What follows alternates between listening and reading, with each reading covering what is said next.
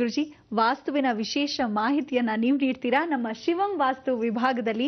ನೀವು ಹೇಳ್ತಿದ್ರಿ ಒಂದು ಮನೆ ಸುರಕ್ಷಿತವಾಗಿರಬೇಕು, ಭದ್ರ ಅಡಿಪಾಯ ಇರಬೇಕು ಅಂದ್ರೆ ಕೆಲವೊಂದು ವಸ್ತುಗಳನ್ನ ಕಲೆ ಹಾಕಬೇಕು ಅಂತಿದ್ರಿ. ಇವತ್ತೇನು ತಿಳಿಸ್ಕೊಡ್ತಿದ್ದೀರಾ? ನಿಜ ನೋಡಿ, ಈ ಕಲೆ ಹಾಕೋ ವಿದ್ಯೆ ಬಹಳ ಮುಖ್ಯ ಅನ್ನೋದು ಆ ಕಾಲದಲ್ಲಿರ್ತಕ್ಕಂಥ ಸಂಪ್ರದಾಯ, ಸಂಸ್ಕೃತಿ, ವಯಸ್ಸಾದ ಅಜ್ಜಿ ತಾತಂದ್ರು ಹೇಳ್ಕೊಡೋರು. ಯಾತಕ್ಕೆ ಅಂದರೆ ಒಂದು ರಕ್ಷಣೆ ನಮ್ಮಲ್ಲಿ ಗೊತ್ತಿದ್ದೋ ಗೊತ್ತಿಲ್ಲದೇನೋ ಮಾಡ್ಕೊತಾ ಇದ್ರು. ಆ ರಕ್ಷಣೆ ಮಾಡೋದ್ರಿಂದಾನೇ ಎಷ್ಟೋ ಜನಕ್ಕೆ ಏನೇ ದೋಷಗಳು ಬರ್ತಕ್ಕಂಥದ್ದು ಗೊತ್ತೇ ಇಲ್ಲದೆ ಅದಕ್ಕೆ ಹಾಗೆ ನಿವಾರಣೆ ಆಗ್ತಾ ಇತ್ತು. ಇಂಥ ಒಂದು ನಿವಾರಣೆ ಪ್ರತಿಯೊಬ್ಬ ಮನುಷ್ಯರು ಸೂಕ್ಷ್ಮ ರೀತಿಯಿಂದ ಗಮನಿಸ್ತಾ ಹೋದರೆ ಅದು ಯಾವ ರೀತಿ ಆಗುತ್ತೆ ಅನ್ನೋದು ದೈವತತ್ವ ಅಥವಾ ಮನೋಪರಿಸ್ಥಿತಿ ಅಥವಾ ನಮ್ಮಲ್ಲಿರ್ತಕ್ಕಂಥ ಒಂದು ನಂಬಿಕೆ. ಯಾವ ಕಾಲಕ್ಕೂ ಮೂಢನಂಬಿಕೆ ಅಲ್ವೇ ಅಲ್ಲ. ಇಂಥ ಒಂದೆಲ್ಲ ಪರಿಸ್ಥಿತಿಗಳು ಅಜ್ಜಿ ತಾತಂದ್ರು ಹೇಳ್ಕೊಟ್ಟಿರ್ತಕ್ಕಂಥ ವಿಧಿ ವಿಧಾನಗಳನ್ನು ನೀವು ಜೊತೆ ಹಂಚ್ಕೊತಾ ಇದ್ದಾಗ ಉತ್ತಮ. ಮಧ್ಯ ಮೆಲುಕು ಹಾಕ್ತಾ ಇದ್ದಾಗ, ಜ್ಞಾಪಕ ಶಕ್ತಿ ಇದ್ದಾಗ, ಆ ಜ್ಞಾಪಿಸ್ತಾ ಇದ್ದಾಗ ಎಷ್ಟೋ ಜನಕ್ಕೆ ಹೌದಲ್ವೇನೆ, ಅವು ಕರೆಕ್ಟು, ನಮ್ಮ ತಾತ ಮಾತಾಡ್ತಾ ಇದ್ರು ಅವಾಗ ಅನ್ನೋರು, ಇಲ್ಲ ನಮ್ಮ ಅಜ್ಜಿ ಹೇಳೋರು, ಪಕ್ಕದ ಮನೆ ಶಾರದಮ್ಮನವ್ರಿಗೆ ಇಷ್ಟು ಚೆನ್ನಾಗಿ ಹೇಳ್ಕೊಡೋರು ಅನ್ನೋದು ರೀತಿ ಈ ಮಾತುಕತೆಯನ್ನು ನಡೀತಾ ಇತ್ತು. ಆ ಮಧ್ಯ ಮಾತುಕತೆಯಲ್ಲಿ ನಾವು ಶಿವನೇ ಮರೆದ್ಬಿಟ್ವಿ. ಬನ್ನಿ ಆ ಶಿವನ್ ಸ್ವಾಗತಿಸ್ಬಿಡೋಣ, ಮತ್ತಷ್ಟು ವಾಸ್ತವಿಕ ವಿಚಾರ ಮಾತಾಡೋಣ.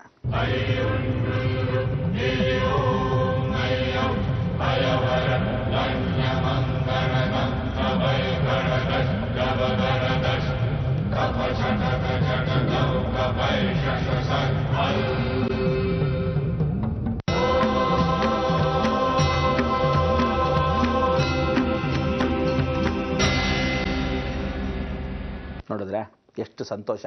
ಶಿವ ಶಿವ, ಓಂ ಶಿವಂ ವಾಸ್ತು, ಶಿವಂ ವಾಸ್ತು, ಶಿವಂ ವಾಸ್ತು. ಈ ಶಿವಂ ವಾಸ್ತುವಲ್ಲಿ ನಾವು ಶಿವನ್ನ ಯಾವತ್ತಿದ್ರೂ ಮನೆಯಲ್ಲಿ ಆಲಯ ಅಂತ ಕರಿತೀವಿ. ಸತ್ಯಂ ಶಿವಂ ಸುಂದರಂ. ಶ್ರೀಕಾರ, ಲಕ್ಷ್ಮಿ ಯಾವತ್ತು ನಿವಾಸವಾಗಿರಲಿ, ನಮ್ಮ ಮನೆಯಲ್ಲಿ ಲಕ್ಷ್ಮಿ ನಿವಾಸವಾಗಿರಲಿ ಅಂದರೆ ಸ್ವಸ್ತಿಕಾಕಾರದಲ್ಲಿ ಶ್ರೀಕಾರ ಅಂದರೆ ಹೆಣ್ಣು ಮಕ್ಕಳು ಮನೇಲಿ ಇಲ್ಲದೆ ಇದ್ರೆ ಪ್ರಯೋಜನವಿಲ್ಲ. ಯಾವತ್ತಿದ್ರೂ ಮನೆ ಸ್ಮಶಾನದಂತೆ ಅಂತ ಹೇಳ್ತೀವಿ. ತಾಯಿಯಾದವಳು ಹೆಣ್ಣು, ಸೊಸೆಯಾದವಳು ಹೆಣ್ಣು, ಯಾವ ಕಾಲಕ್ಕೆ ಹೆಂಡತಿ ಆದವಳು ಹೆಣ್ಣು, ಮಗಳಾದವಳು ಹೆಣ್ಣು, ಎಲ್ಲವೂ ಹೆಣ್ಣು ಮಕ್ಕಳೇ. ಅದಕ್ಕೋಸ್ಕರ ಆ ಹೆಣ್ಣು ಮೈ ಅಂದರೆ ಸೃಷ್ಟಿ ಮೂಲವೇ ಹೆಣ್ಣಾಗಿರೋದ್ರಿಂದ ಜಗನ್ಮಾತೆ ಕೃಪಾ ಕಟಾಕ್ಷ, ಹೆಣ್ಣಿನ ಮೂಲ ಶಕ್ತಿ.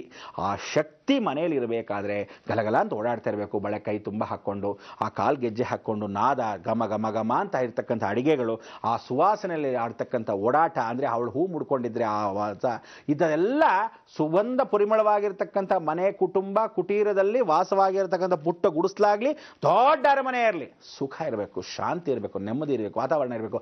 ಇದೆಲ್ಲ ಇರತಕ್ಕಂಥದ್ದು ಇಂಥ ಒಂದು ವಾಸ್ತುಯುತವಾಗಿರ್ತಕ್ಕಂಥ ಮನೆಯಲ್ಲಿ. ಯಾವಾಗ ಆ ಹೆಣ್ಮಕ್ಳು ನಗ್ತಾ ಇದ್ದಾಗ ಅಂತ ಮುಷಂಡಿ ಥರ ಕೂತ್ಕೊಂಡಿದ್ರೆ ಹೆಣ್ಮಕ್ಳು, ಮುಗ್ದೋಯ್ತು ಮನೆ. ಅದಕ್ಕೆ ಹೇಳೋದು, ಹೆಣ್ಮಕ್ಳನ್ನ ಒಣಗಿಸ್ಕೋಬೇಡಿ, ಜೀವನವನ್ನು ಹಾಳು ಮಾಡಬೇಡಿ, ಉಪವಾಸ ಮಾಡಬೇಡಿ. ನೀವು 50 ವರ್ಷದ ಮೇಲೆ ಅಯ್ಯೋ ಎಲ್ಲ ನಿಂತು ಹೋದ್ಮೇಲೆ ನೀವು ಮಾಡ್ಕೊಳ್ಳಿ, ಬೇಡ ಅಂದವ್ ನಾನು ಅಲ್ಲಿವರೆಗೂ ಗಲಗಲ ಅಂತ ಓಡಾಡ್ಕೊಂಡಿರ್ಬೇಕು. ಉಪವಾಸ ಮಾಡಿದ್ರಿ ಕೆಟ್ರಿ, ವ್ರತ ಮಾಡಿ, ಬೇಡ ಅಂದಿಲ್ಲ. ವ್ರತ ಮಾಡಿದ್ರು ಸ್ವಲ್ಪ ಮಟ್ಟಿಗೆ ಹಾಲು ಹಣ್ಣು, ಬರೀ ಹೊಟ್ಟೆಲಂತೂ ಇದ್ದರೆ ಭಾಳ ಕಷ್ಟ. ಅದಕ್ಕೆ ಹೆಣ್ಣು ಮಕ್ಕಳನ್ನ ಶ್ರೀಕಾರ, ಶಕ್ತಿ ಸ್ವರೂಪ, ಅದಕ್ಕೆ ಶಸ್ತಿ. ಓಂಕಾರ, ಆ ಓಂ ಅನ್ನೋದು ಸಾಕ್ಷಾತ್ ಶಿವ. ಆ ಶಿವ ವಾಸವಾಗಿ ಇರ್ತಾನಂತ. ಯಾವಾಗಲೂ ಮನೇಲಿ ಶುಭ ಮಾತಾಡಬೇಕು, ಒಳ್ಳೆ ಮಾತಾಡಬೇಕು, ಒಳ್ಳೆಯದನ್ನು ಬಯಸ್ತಾ ಇರಬೇಕು, ಪಾಸಿಟಿವ್ ಎನರ್ಜಿ ಇರಬೇಕು. ವಾಸ್ತುಯುತವಾಗಿರ್ತಕ್ಕಂಥ ಮನೆಯಲ್ಲಿ ಯಾವತ್ತೂ ದೇವತೆಗಳು ಆವರಣದಲ್ಲಿ ಇರ್ತಾರೆ. ಅದಕ್ಕೆ ಸ್ವಸ್ತಿ ಶ್ರೀ ಓಂ ತ್ರಿಶೂಲದ ಆಕಾರದಲ್ಲಿ ಇರ್ತಕ್ಕಂಥ 2 ದ್ವಾರಕ್ಕೆ ಹಾಕಿ ಮೇಲ್ಗಡೆ ಸ್ವಸ್ತಿಕ್ಕು ಶ್ರೀ ಓಂ ಅನ್ನೋದನ್ನ ಹಾಕಿಡಬೇಕು. ಇದು ಕೆಲವರು ಜನರಲ್ಲಿ ಸಿಗ್ತಾ ಇತ್ತು, ಕೆಲವರು ಸಿಗ್ತಾ ಇಲ್ಲ. ಅದಕ್ಕೆ ಏನು ಮಾಡೋರು, ಆ ಕಾಲದಲ್ಲಿ ತಾಮ್ರದಲ್ಲಿ ಮಾಡಿಸಿ ಮೇಲ್ಗಡೆ ಹಾಕ್ತಾ ಇದ್ರು. ಇದಲ್ಲದೆ ಕಮಲ ಪುಷ್ಪಗಳನ್ನು ದೇವರ ಮನೆಯಲ್ಲಿ ಹೇಗೆ ಹಾಕ್ತಿದ್ರೋ ಆ ರೀತಿ 4 ಭಾಗಗಳಿಗೆ, ದ್ವಾರಗಳಿಗೆ ಪೂರ್ತಿ ಹಾಕೋರು. ಇದನ್ನೆಲ್ಲ ನಾವುಗಳು ಮಾಡ್ಕೊಂಡು ಬರ್ತಾ ಇದ್ದಿದ್ದೆಲ್ಲ ಮಾಡಿಸಿ ಇಟ್ಟಿರ್ತಕ್ಕಂಥದ್ದು. ಇದಕ್ಕೆ ಕಲೆ ಹಾಕತಕ್ಕಂಥ ಹಳೆ ಮನೆಯಲ್ಲಿ ನೀವೇನು ಮಾಡೋದು, ಅರ್ಶಿಣದ ಕೊಂಬನ್ನು ಯಾವತ್ತಿದ್ರೂ ಶ್ರೀಕಾರ ಅಂದರೆ ಶಕ್ತಿಗೆ ಕಟ್ತಾ ಇದ್ರು. ಸ್ವಸ್ತಿಕಾಕಾರ ಅಂದರೆ ಒಂದು ಗಣಪತಿಯನ್ನು ಪರಿಪೂರ್ಣವಾಗಿ ಅಲ್ಲಿ ಯಂತ್ರ ಸ್ವರೂಪದ ಗಣಪತಿಯನ್ನು ಪುಟ್ಟದಾಗಿ ಮನೆ ದ್ವಾರದ ಹತ್ರ ಹಾಕ್ತಕ್ಕಂಥ ವಿಚಾರ, ಅಥವಾ ನಮಸ್ಕಾರ ಮಾಡ್ತಕ್ಕಂಥ ವಿಚಾರ, ಅಥವಾ ಕೆತ್ತಿರ್ತಕ್ಕಂಥ ವಿಚಾರ. ತಲೆಯ ಮೇಲೆ, ಹೊಸಲ ಮೇಲೆ, ಬಾಗಲ ಮೇಲೆಲ್ಲ ಗಮನ ಇಟ್ಕೊಳ್ಳಿ. ನಾನು ಮೊದಲೇ ಹೇಳಿದ್ದೀನಿ, ಬಾಗಲ ಮೇಲೆ ಏನೂ ಕೆತ್ತಿಸಬಾರ್ದು, ಯಾವ ದೇವ್ರು ಇರಬಾರ್ದು. ಯಾವ ಕಾಲಕ್ಕೂ ಏನೇ ಕಾಲಕ್ಕೂ ಕಾಲಲ್ಲಿ ಒದ್ರೆ ದೇವ್ರನ್ನ ಒದ್ದು ಸಮಾನ. ಅದಕ್ಕೋಸ್ಕರ ಮೇಲ್ಗಡೆ ಗಣಪತಿಯನ್ನು ಅಥವಾ ಲಕ್ಷ್ಮಿನ ಒಂದು ಪುಟಾಣಿ ಗೂಡು ಮಾಡೋರು, 2 ಕಂಬ, ಆ ಗೂಡು ಮಾಡಿ ಗಣಪತಿಯನ್ನು, ಅದು ಸ್ವಸ್ತಿಕಾಕಾರ.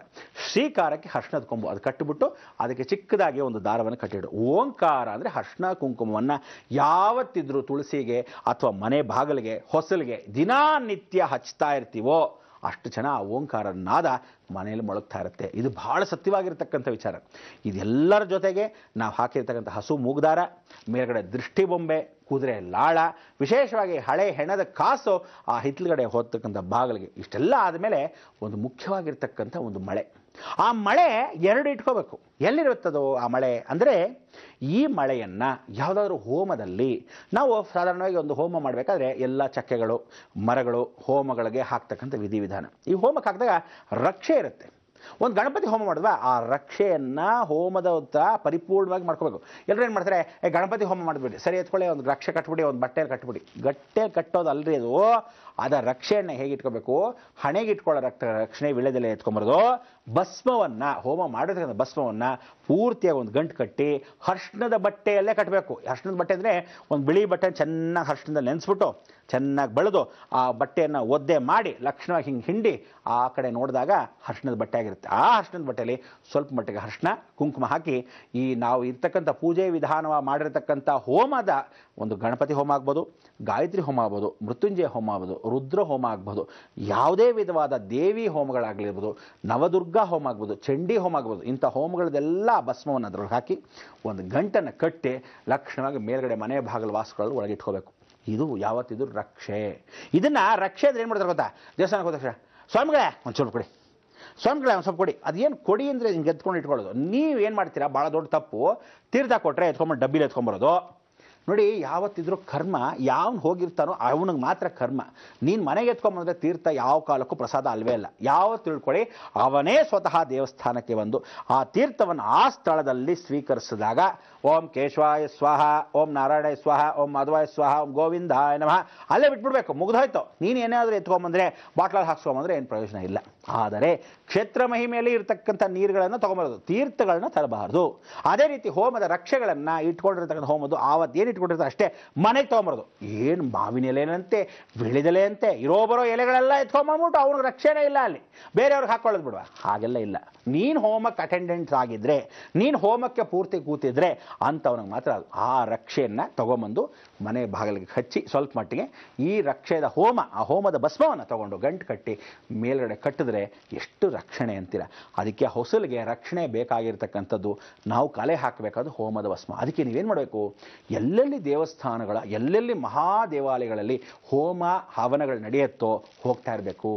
ಅಲ್ಲಿ ದೊಡ್ಡದಾಗಿ ಹೇಳ್ತಾರೆ, ಬನ್ನಿ ಇವತ್ತು ರುದ್ರ ಹೋಮ ಮಾಡ್ತಾ ಇದ್ದಾರೆ, ಅತಿರುದ್ರ ಮಹಾಯಾಗ ಮಾಡ್ತಾ ಇದ್ದಾರೆ, ಮಹಾಕಾಳ ಸರ್ಪ ಯಾಗ ಮಾಡ್ತಾ ಇದ್ದಾರೆ. ನಾವೆಲ್ಲ ಕರೆದ್ರೆ ಬರ್ದ್ರ ನೀವುಗಳು ಎಷ್ಟು ಜನ ಬಂದ್ರಿ, ದೊಡ್ಡ ಮುಡ್ಯವ, ಏನೋ 7 ಲಕ್ಷ ಜನ. ಎಷ್ಟು ಜನ ಇದ್ದೀರಾ ಭಾರತ ದೇಶದಲ್ಲಿ, ಎಷ್ಟೋ ಕೋಟಿ ಜನ. ಕರ್ಮ ಬೇಕಲ್ಲಪ್ಪ, ಕಳಿಬೇಕು ನಿಮಗೆ. ಅದಕ್ಕೆ ಹಣೆ ಬರದಲ್ಲಿ ಬರ್ತಿದ್ರೆ ಯಾವ ನನ್ನ ಮಗನಿಗೆ ಬಾ ಅಂದ್ರು ಅಷ್ಟೇ ಬರೋಕ್ಕಾಗಲ್ಲ, ಬಿಡು ಅಂದರೆ ಬಿಡೋಕ್ಕಾಗಲ್ಲ. ಬೈತೀವಿ ನಾವು, ಪ್ರಶ್ನೆ ಅಲ್ಲ. ನೀವೆಲ್ಲ ಬಂದಿದ್ರೆ ನಾ ಭೂತೋ ನ ಭವಿಷ್ಯತಿ ವಸಿಷ್ಠ ಮಹಾಯಾಗ ಮಾಡಿದ ಸಮಯದಲ್ಲಿ ಅದನ್ನು ತಂದಿದ್ರೆ ಎಷ್ಟು ಮಹಾ ಉಪಯೋಗ. ಎಲ್ರಿಗೂ ಪ್ರಸಾದ ಕೊಡ್ತಿದ್ವಾ, ನಾವು ಕೊಡ್ತೀವಿ ಅಂತಲೇ ಬನ್ನಿ ಅಂದರೂ ಬರಲ್ಲ. ಆದರೂ ಈಗಲೂ ಸಮಯ ಮೀರಿಲ್ಲ. ಏನು ಅಂದರೆ ನಮ್ಮ ಆಶ್ರಮಕ್ಕೆ ಬಂದಾಗ ಪ್ರತಿಯೊಬ್ಬರಿಗೂ ಭಸ್ಮ ಕೊಡ್ತೀನಿ, ಎತ್ಕೊಂಡು ಹೋಗಿ ಕಟ್ಟಿ. ಯಾಕೆಂದರೆ ಇರತಕ್ಕಂಥ ಪೂಜಾ ವಿಧಾನ ಯಾವತ್ತು ಹಂಚಿ ತಿನ್ನಬೇಕು ಅಂತೀವಿ. ಕೊಟ್ಟಿರತಕ್ಕಂಥದ್ದನ್ನು ಹಚ್ಚಿ ಅದಾದಮೇಲೆ ಒಂದು ರಹಸ್ಯವಾಗಿರ್ತಕ್ಕಂಥ ಮೂಲಿಕೆಗಳನ್ನ ಕೊಡ್ತೀನಿ, ಅದನ್ನು ಎತ್ಕೊಂಡು ಹೋಗಿ ಮನೇಲಿ ಕಟ್ಟಿ. ಈ ಮೂಲಿಕೆಗಳನ್ನು ಬೇರೆಯವನು ಯಾವನೂ ಕೊಡೋಕ್ಕಾಗಲ್ಲ. ಯಾಕೆ ಕೊಡೋಕ್ಕಾಗಲ್ಲ ಅಂದರೆ, ನಿಮ್ಮ ಮನೇಲಿ ಚಿಕ್ಕ ಮಕ್ಕಳು ಬೆದರ್ತಾರೆ, ನಿಮ್ಮ ಮಕ್ಕಳು ಚಿಕ್ಕ ಮಕ್ಕಳು ವಿದ್ಯಾಭ್ಯಾಸ ದದ ಅನ್ನುತ್ತೆ, ನಿಮ್ಮ ಮಕ್ಕಳು ವಿಶೇಷವಾಗಿ ಓದ್ತಾ ಇದ್ದವನು ಚೆನ್ನಾಗಿ ದಡ್ಡ ಆಗ್ಬಿಡ್ತಾನೆ ದಡಾರ್ ಅಂತ, ನಿಮ್ಮ ಮಕ್ಕಳು ಫೇಲ್ ಆಗ್ತಾ ಇರ್ತಾರೆ, 24 ಗಂಟೆ ಪಾಸ್ ಮಾಡ್ಕೊಳ್ಳೋಕ್ಕೆ 4 ಸಲ ಎಕ್ಸಾಮ್ 5 ಸಲ ಎಕ್ಸಾಮ್ ಕಟ್ತಿರ್ತಾನೆ, ವಿದ್ಯಾಭ್ಯಾಸ ಬರಲ್ಲ. ಇಂಥದಕ್ಕೆಲ್ಲ ಹೊಸ ಮೂಲಿಕೆ. ಆ ಹೊಸ ಮೂಲಿಕೆ ಅಂದರೆ ಹಳೇದೇ, ನಾನು ನಿಮ್ಮ ಕೈ ಕೊಟ್ಟರೆ ಹೊಸದಾಗಿರುತ್ತೆ. ಅಂಥ ಮೂಲಿಕೆ ಪ್ರತಿಯೊಬ್ಬರಿಗೂ ಏಕಾಂತವಾಗಿ ಬಂದವ್ರಿಗೆ ಕೊಡ್ತೀನಪ್ಪ, ಬರ್ದಿದ್ದವ್ರಿಗೆ ಬನ್ನಿ ಬನ್ನಿ ಅಂತ ಕೊಡ್ತೀವಿ ಅಂತಲ್ಲ. ಇದನ್ನು ಮಾರೋದು ಅಲ್ಲ, ಇದನ್ನು ಕೈಯಲ್ಲಿ ಕೊಡ್ತಕ್ಕಂಥದ್ದು. ಇಂಥದ್ದೆಲ್ಲ ಕಟ್ಟಿ ರಕ್ಷಣೆ ಮಾಡಿ. ಅದಾದ ಮೇಲೆ ವಾಸ್ತುಯುತವಾಗಿ ಒಂದು ಮನೆಗೆ ಮೆಟ್ಲುಗಳು ಕೆಳಗಡೆಯಿಂದ ಮೇಲಕ್ಕೆ ಹೋಗ್ತೀವಿ. ಆ ಮೆಟ್ಲು ಕೆಳಗಡೆ ಕಟ್ಟಕ್ಕೆ ಮೊದಲು ಏನೋ ಒಂದು ಇಡಬೇಕು. ಆ ಇಡೋದು ಏನು, ತದನಂತರ ಬಾಗಿಲಲ್ಲಿ ಈ ಕಡೆ ಆ ಕಡೆ 2 ದ್ವಾರಕ್ಕೆ ವಿಶೇಷವಾಗಿ ಒಂದು ಮಳೆ ಎಂದೆ. ಆ ಮಳೆಗಳು ಎಲ್ಲಿಂದ ತರಬೇಕು, ಅದು ಎಲ್ಲಿ ಸಿಗತ್ತೆ.